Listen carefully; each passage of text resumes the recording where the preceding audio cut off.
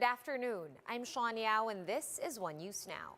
Presidential candidate Ping Lacson is among the 5 candidates that were present in today's KBP forum. We have Mean Los Baños reporting to us live from Pasig City to tell us more. Mean, what were the focal points of Senator Lacson's platforms? Hi, Sean. Good afternoon. Presidential aspirant Senator Ping Lacson vows to conduct internal cleansing in the government in his first 100 days in office if elected. Lacson said he will focus on what he calls ICUs, inept, corrupt, and undisciplined government officials and employees. He said he has an arsenal of science-based and data-driven platform that can withstand the test of time. For his first day of office, Lacson also plans to be the first to sign a waiver of rights under the bank secrecy law. This, he said, will encourage transparency among government officials.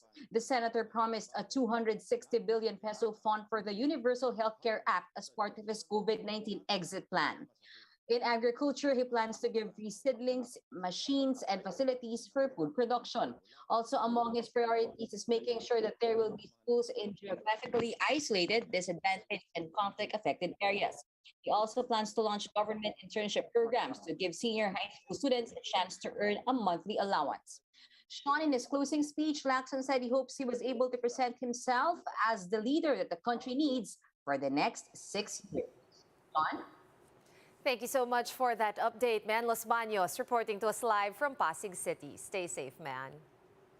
And the Comelec is reminding candidates that distributing relief aid and money will not be allowed once the campaign period begins on February 8. Comelec spokesman James Jimenez explains that these activities can be considered as one form of vote buying. The commission also said that candidates need the permission of the poll body's campaign committee before holding their respective campaign activities. The Comelec is also encouraging the public to report cases of vote buying. Vote buying yan. You can't give anything of value to your supporters to encourage them to vote, but you can no longer give money away and say that it's for ayuda or that this is simply my liberality. You cannot walk around with a cash gun and make it rain.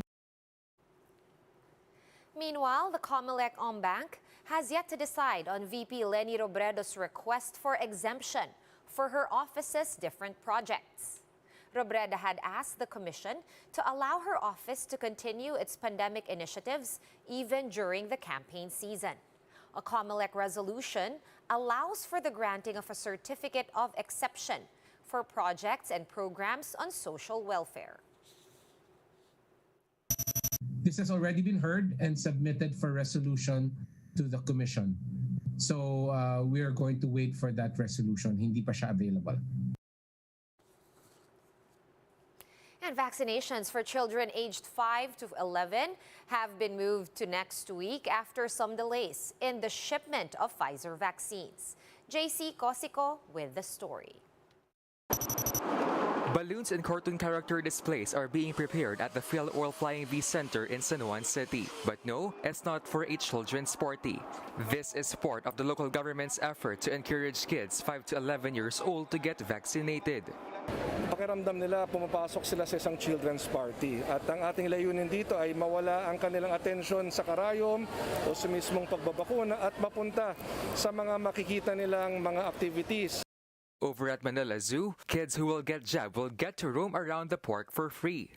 We hope to really encourage them na makapagbakuna dito and para makapag-banding as in magkaroon ng ibang atmosphere, aura yung ating mga Pilipino.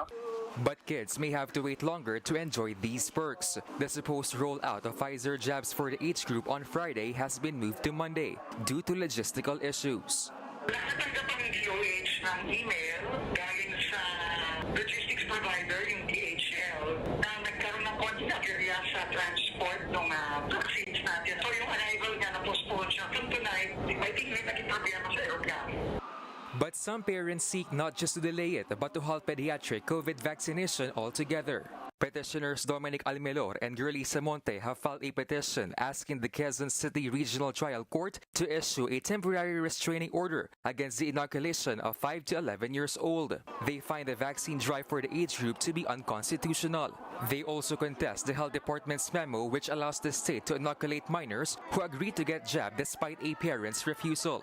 The Health Department and the Pandemic Task Force have already addressed the petition and said they will wait for the legal process to take its course. Hanggat walang order ang korte, tutuloy natin kasi napaka-importante talaga na mabigyan natin ang proteksyon ng ating mga kabataan. The DOH also insists that it's important for children to receive their COVID-19 shots. Omicron. Nakita ho natin tumaas po ang kaso ng mga 5 to 11 years old dahil sila po yung walang bakuna at sila po yung vulnerable. For News 5 at JC Cosico, we are One News. Let's take a quick look at today's other top stories. The first bar examinations amid the COVID-19 pandemic kicked off today with over 11,700 test takers. At least 29 testing sites across the country are open today and on February 6 for the exams. The inflation rate eased to 3% in January, the lowest print in over 2 years. Analysts attribute the subdued reading to the rebasing that was done with 2018 as the new base year.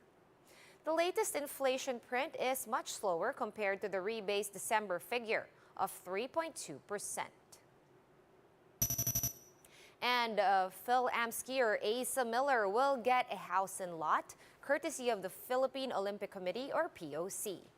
This is if he secures a medal in the Beijing Winter Olympics that's happening this month. Miller is set to compete in the giant slalom on February 13. For more updates, visit News 5, the Philippine Star, and Business World online. Visit our website, onenews.ph, for more in-depth analysis. You can also catch One News on the Signal Play app. Register for a free account at www.signalplay.com and stream One News live anytime, anywhere. Masks on, wash hands, and stay safe, Philippines. I am Sean Yao. We are One News.